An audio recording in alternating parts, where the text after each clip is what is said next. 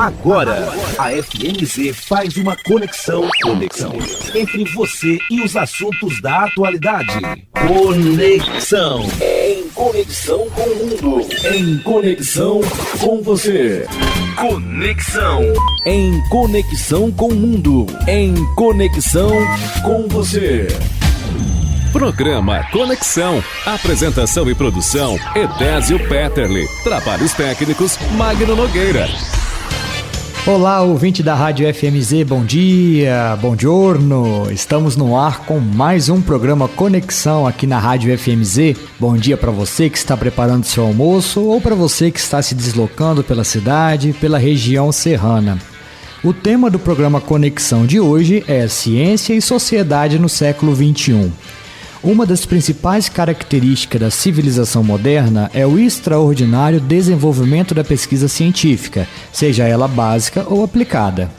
Ciência e tecnologia constituem as fontes principais da criatividade e dinamização da sociedade moderna, afetando de maneira substancial o padrão e a qualidade de vida em todo o mundo e de maneira mais forte nos países avançados, onde a revolução científica encontrou terreno fértil. Entretanto, é importante perceber a necessidade de um clima cultural que incentive a curiosidade e o trabalho de investigação e descoberta para que a ciência possa florescer. Somente quando a ciência se torna profundamente enraizada como elemento cultural da sociedade é que pode ser mantida e desenvolvida uma tecnologia progressista e inovadora, tornando-se então possível uma associação íntima e vital entre ciência e tecnologia. Essa associação é uma característica da nossa época e certamente essencial para a manutenção de uma civilização com os níveis presentes de população e qualidade de vida. Estará a nossa sociedade propiciando um clima adequado para que a verdadeira ciência possa desenvolver-se? Essa e outras perguntas serão respondidas hoje pelo nosso convidado, o professor e pesquisador do IFES de Venda Nova, Lucas Lousada. Seja bem-vindo ao programa Conexão, professor Lucas. Edésio, muito obrigado pelo convite, Quero agradecer a todos os ouvintes da Rádio FMZ por estarem acompanhando a nossa discussão e pela importância de tratarmos de um assunto tão relevante no momento atual. Nós estamos vivendo em função da pandemia global de Covid-19. Falar sobre ciência, sobre o cotidiano do conhecimento, do desenvolvimento científico é sempre muito importante para a nossa sociedade. Nós vamos para um rápido intervalo e já voltamos com o programa Conexão. Fiquem conosco. Conexão. Apresentação, Edésio Petterle. Estamos de volta com o programa Conexão aqui na Rádio FMZ e o tema do nosso programa hoje é Ciência e Sociedade no século XXI.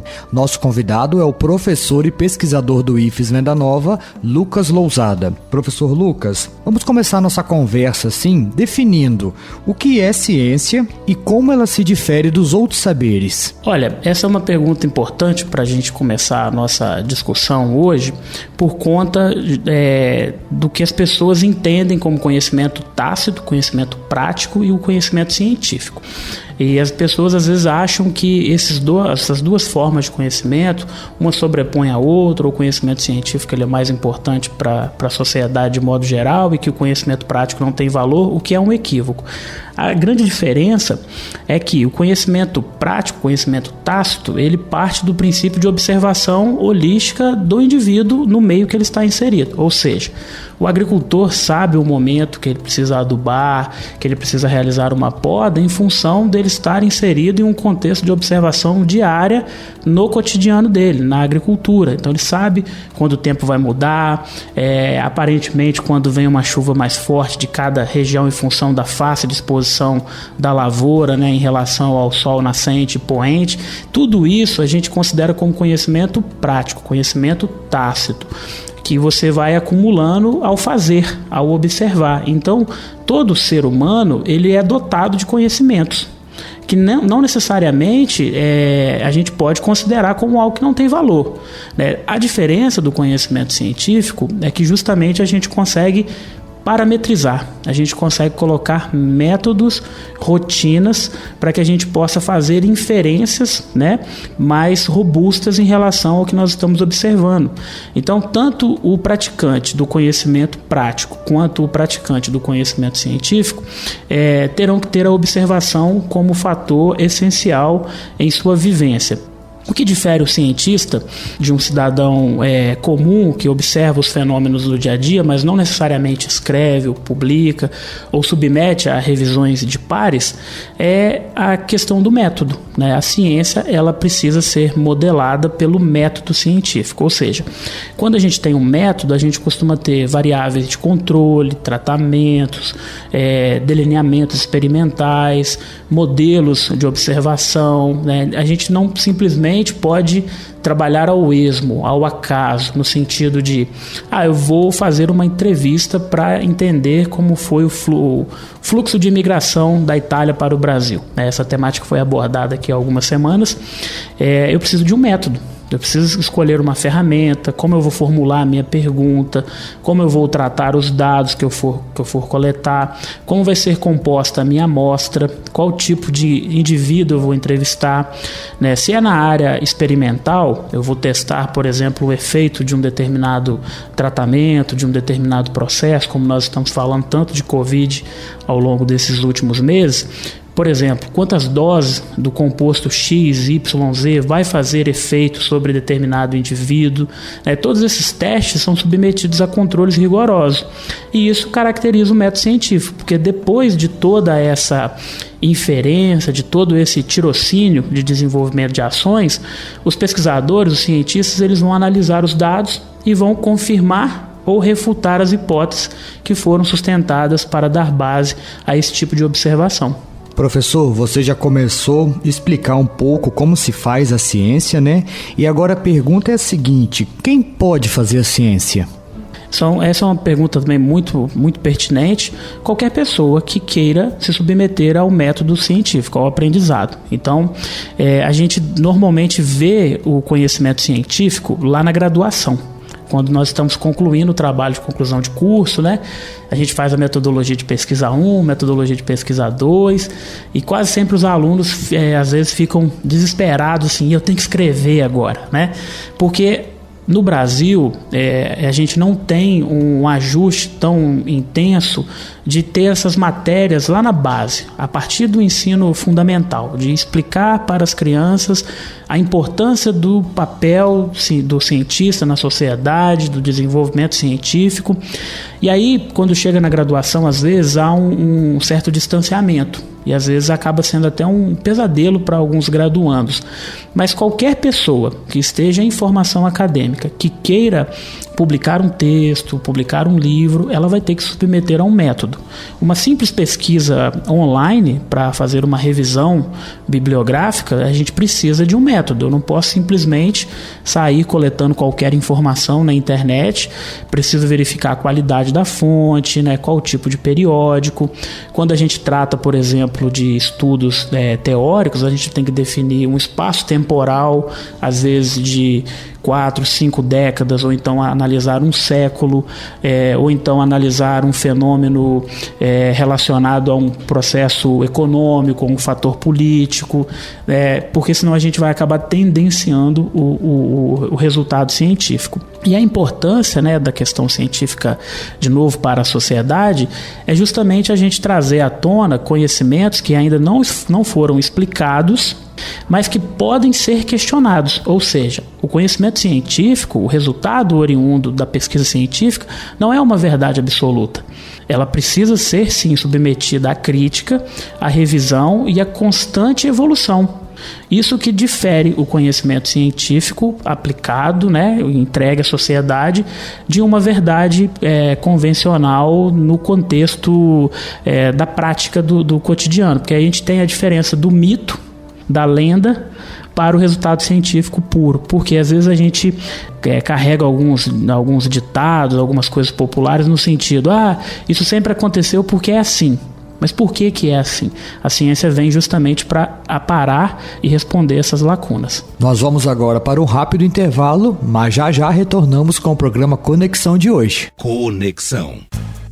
Voltamos com o programa Conexão aqui na Rádio FMZ e a nossa conversa de hoje é sobre ciência e sociedade no século XXI. Nosso entrevistado é o professor e pesquisador do IFES de Venda Nova, Lucas Lousada. Lucas, continuando então a nossa conversa, se a gente olhar para a história, quais são os principais feitos da ciência, quais são os seus principais marcos na história da humanidade? Olha, a gente tem se a gente for pegar do último século, né, nós temos principalmente o desenvolvimento da teoria de Einstein, né, a comprovação dela, quando Einstein desenvolve a teoria da relatividade e ela é confirmada por Edward Eddington, né, até então. Engraçado que mesmo sem serem amigos próximos, eles trocavam cartas naquele período, e a partir das teorias do Einstein ele realizou os experimentos e conseguiu provar. Tem um filme em alta na Netflix que é da Marie Curie, né, que foi a primeira mulher a ganhar um prêmio Nobel de ciência, né? Na verdade ela ganhou 2 prêmios e aborda muito bem a questão da radioatividade, né, que ela identificou 2 elementos químicos e depois cunhou a teoria da radioatividade. Além de outros cientistas, né, que nós temos, poderíamos citar o caso de César Lattes, né, que foi um grande físico, né, idealizador da plataforma Lattes, né, no Brasil, né, que às vezes os alunos usam, fazem o cadastro lá do currículo Lattes e às vezes nem sabe quem foi César Lattes, né. Um fato curioso que ele chegou até a ser cogitado para a indicação do Prêmio Nobel. E nesse ano nós estamos tendo uma discussão muito bacana, que é do professor Paulinelli, que foi um grande idealizador da Embrapa e da agricultura no Cerrado, que foi indicado, pelo menos recomendado, né, pela bancada de ciência do Brasil ao Prêmio Nobel da Paz, em função do grande progresso e avanço científico que foi proporcionado pela Embrapa em função ao Cerrado Mineiro. Porque o Cerrado é uma área de solos pobres, né, de solos extremamente profundos em função das condições geográficas daquele ambiente, e o professor Paulinelli ele está sendo recomendado ao Prêmio Nobel por conta das metodologias que foram empregadas pela Embrapa no desenvolvimento da agricultura. Esse é um ponto controverso, porque há um questionamento também da parte ambiental em função do próprio trabalho no Cerrado, mas eu acredito que isso não se sobrepõe a toda a inovação e toda a metodologia desenvolvida pela Embrapa, lá no caso do Cerrado Mineiro. E professor Lucas, se nós fizermos uma observação mais atual, há pouco mais de um ano, né, nós estamos em uma pandemia da Covid-19, e praticamente todos os dias nós ouvimos a palavra ciência, né? A ciência, a questão das vacinas, da doença, medicação. A palavra ciência está presente diariamente aí no nosso dia a dia. A pergunta é a seguinte: quais são as marcas da ciência nos dias atuais? Olha, nós estamos vivendo nesse século presente, no século XXI, um momento de grande transformação. Então nós temos coisas acontecendo que são frutos do desenvolvimento científico, como por exemplo o IoT, né, que é a internet das coisas, o próprio 5G, né, que está chegando aí, nós vamos ter que trocar os telefones por conta dessa nova tecnologia, a própria transmissão de dados, da forma como nós estamos vivendo, tudo isso são reflexos de um desenvolvimento científico, né, que foi lançado ainda lá no final da primeira parte do século passado. Então a gente tem o final do século XX todo voltado para um grande desenvolvimento tecnológico, na parte principalmente de internet, de ações conectadas em forma de redes, e hoje nós estamos vendo o reflexo disso no nosso contexto. Então, por exemplo, a internet das coisas, né, que tudo integrado, essas plataformas de e-commerce. Então, às vezes as pessoas não sabem, quando elas clicam num anúncio na internet, daí a pouco começa a aparecer lá no feed de notícias do Facebook, né, que são os pop-ups, né? A gente tem esse apelido aí. O que é isso? É um algoritmo, são códigos, né, scripts, que vão fazer leituras de comportamento. Então hoje o Facebook ele já consegue identificar quando você deixou de gostar de alguém, pelo simples fato de você não curtir tanto determinadas postagens. Ou seja, essa ciência, que é uma ciência da computação, ela invade o nosso cotidiano. Ela se faz presente na tela do nosso telefone, e isso gera todo um quadro de mudança social, porque nós estamos o tempo todo sendo observados. As empresas usam essas informações para poder lançar promoções, campanhas de mercado e até tendências, né? E em função disso também a gente viu nos últimos anos as questões envolvendo a política norte-americana com o caso de manipulação de dados, né? Entre Rússia e Estados Unidos, né? Aquela polêmica toda em função da grande capacidade de processamento de dados em função dos algoritmos que já existem. Vamos agora para um rápido intervalo e em breve retornamos com o programa Conexão. Conexão, em conexão com o mundo, em conexão com você. Estamos de volta com o programa Conexão aqui na Rádio FMZ e a nossa conversa hoje é sobre ciência e sociedade no século XXI.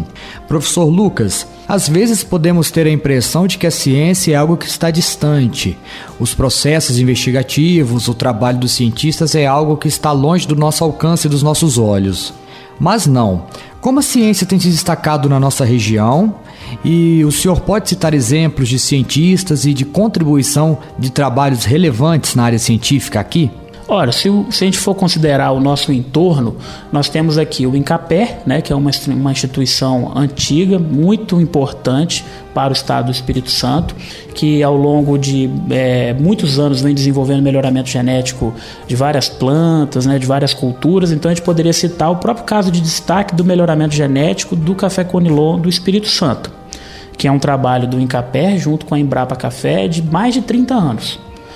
Se a gente parar para pensar que nós conseguimos sair de 15, 25 sacas por hectare para chegar até 200, o ganho econômico em função do processo científico empregado no melhoramento genético foi fantástico para a nossa sociedade. E mais recente, a gente tem o Instituto Federal, né, que foi criado há praticamente 10, 11 anos, né, e o campus Venda Nova ele está inserido nesse contexto. Então, o Instituto Federal do Espírito Santo, aqui em Venda Nova, com o campus, tem atuado em projetos, né, na parte de alimentos, na parte de gestão, né, também tem o curso de letras, fazendo todo um resgate teórico a respeito dos fenômenos que ocorrem no nosso entorno e também um resgate da própria questão linguística, né, os projetos que existem. Então, no caso do Instituto, por ser mais novo, a gente poderia citar principalmente os trabalhos que estão sendo desenvolvidos pelos professores da área de alimentos há um pouco mais de tempo e também puxando brasa para a minha sardinha a questão do café, né, que tem tido muita evidência nos últimos anos. Entretanto, existem casos muito interessantes para a gente pontuar, como eu gostaria assim, de focar muito no papel do INCAPER. Por quê? Por ser uma instituição muito antiga e que merece um respeito da nossa sociedade em função de um acompanhamento no campo dos produtores, a parte de extensão, a parte de transferência tecnológica, o atendimento pontual que ocorre nas comunidades. E o Instituto mais novo, ele vem de uma forma complementar. Por quê? O INCAPER não tem em sua essência o processo de ensino formal como o Instituto Federal tem. E o Instituto ele tem uma grande massa de alunos. O que isso faz quando essas instituições podem cooperar? Você tem o pesquisador com uma experiência de campo muito grande e os alunos com uma necessidade de aprender. Quando as instituições passam a cooperar, você tem múltiplos atores tentando resolver problemas da sociedade. E ainda reforçando casos de destaque, nós poderíamos citar também todo o trabalho de agricultura orgânica que foi desenvolvido pelo Jacimar, né, como uma referência, né, de possibilidade de manejo de hortaliças, né, na parte de desenvolvimento de uma agricultura um pouco mais sustentável, sem resíduos de agroquímicos. E professor, junto com grandes benefícios da ciência, vem um conceito chamado de pseudociência, que é a forma de consumirmos informações científicas, né? Atualmente nós temos grande volume de informação que recebemos diariamente e nem todas as informações condizem com a realidade ou possuem fontes fidedignas, né? Fontes reais da informação. Como lidar com essa situação atual de conhecimento e de informação? Esse ponto também ele é muito importante porque nós estamos vivendo um período onde a gente recebe muita informação no WhatsApp, no Facebook, no Instagram, Pinterest, todas essas redes sociais que a gente faz uso. E não necessariamente essas informações são conhecimentos factíveis. Ou seja, a gente está vivendo aí o momento das fake news, né, de informações manipuladas, e isso se mistura com a pseudociência. né? No século XXI, com todo o desenvolvimento científico que a gente tem à nossa disposição, as pessoas ainda duvidando da vacina, achando que é melhor simplesmente, não, eu quero ter o vírus, ou eu vou ter o vírus e não vou tomar uma vacina, porque isso foi uma coisa planejada, né, armada, uma guerra virtual, uma guerra viral. A gente precisa entender que no caso das vacinas, né, no caso do Covid, são pesquisas que estão sendo estudadas há mais de 40 anos. E só foi possível um resultado rápido porque existiam estudos, existiam pessoas se dedicando a essas questões que são complexas. Obviamente que no espaço de tempo tão curto de 1 ano, chegar com um composto extremamente eficaz não é uma tarefa simples, porque quando a gente testa uma vacina, nós temos a variação em função do organismo de cada indivíduo. E cada organismo vai interpretar aquele composto que está sendo inserido de uma forma diferente. Então, o que isso faz no dia a dia, na sociedade? É muita informação para ser processada, às vezes, por quem não está trabalhando com ciência. E o cidadão de bem, o cidadão trabalhador, ele vai ficar receoso, porque às vezes um jornal dá uma notícia, um jornal dá outra notícia, um colega compartilha uma corrente no WhatsApp, e são vídeos em cima de vídeos. Às vezes um médico fala uma coisa, outro fala outra, e o cidadão ele fica às vezes perdido na hora de formar a decisão dele sobre aquilo ali. Então a gente precisa entender que não necessariamente informação é conhecimento claro e aplicável. Primeira coisa que a gente tem que ter é o filtro. Quem é que publicou? Da onde isso está vindo? Tem veracidade? Tem um resultado por trás disso? Né? Qual a confiabilidade daquela informação que está chegando até nós? E criticar. Né? A segunda parte muito importante, que é justamente refletir. Será que de fato isso vai fazer diferença no meu contexto? Isso vai modificar a minha realidade? E se não for agregar, às vezes é melhor não compartilhar, não passar para frente. Em relação à pseudociência, a gente tem esses movimentos também, ainda no próprio século XXI, pessoas acreditando na Terra plana, o que é um tanto quanto cômico, né, do ponto de vista científico. Isso já foi mais do que comprovado. Eu gosto muito da retórica do físico americano Carl Sagan, que na década de 90 se dedicou grande parte da vida dele fazendo divulgação científica na televisão norte-americana.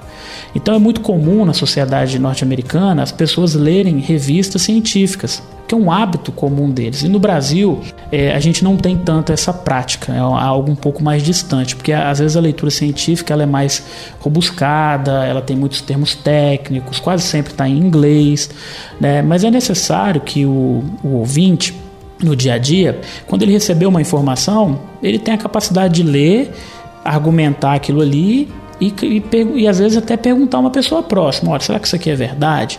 Será que tem alguma confiabilidade, tem algum vínculo com alguma instituição de pesquisa, algum grupo científico, ou é uma informação solta?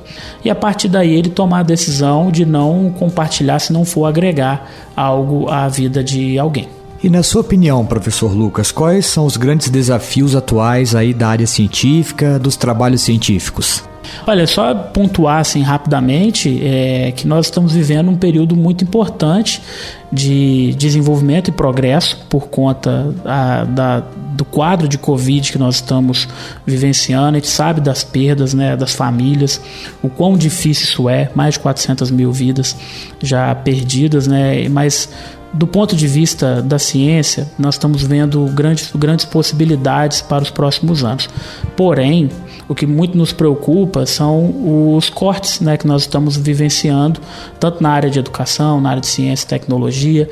A própria USP está com uma vacina em fase final de teste e teve o orçamento contingenciado, cortado por conta das questões econômicas. Nós compreendemos todos esses cenários, né, mas é importante que as instituições de pesquisa, né, os institutos, universidades, se aproximem do setor privado, né, para trabalhar em conjunto, para a gente poder reduzir um pouco o custo para o Estado, ser um pouco mais eficiente no trato de captação de recursos, né? E que os jovens também tenham esperança e que estudando, fazendo uma graduação, mestrado, doutorado, as pessoas que gostam dessa temática, que são curiosos, né, de ter uma carreira de desenvolvimento de pesquisa e trabalharem como cientistas solucionando problemas do cotidiano. Conexão. E assim chegamos ao final do programa Conexão de hoje. Obrigado a você, ouvinte, que esteve sintonizado conosco, e obrigado, professor Lucas, por essa aula de conhecimento, por todas essas informações relevantes para a nossa sociedade. Muito obrigado pela sua participação aqui no Conexão. Eu que agradeço, desejo um bom final de semana a todos, um bom dia, né? E os ouvintes que quiserem mais informações, mais conhecimento, o Instituto está à disposição de toda a sociedade. Obrigado. Maravilha, professor Lucas. Obrigado novamente a você, ouvinte, que esteve sintonizado. Obrigado pela sua audiência e nos encontraremos no próximo Conexão. Até lá. Conexão. Em conexão com o mundo. Em conexão com você.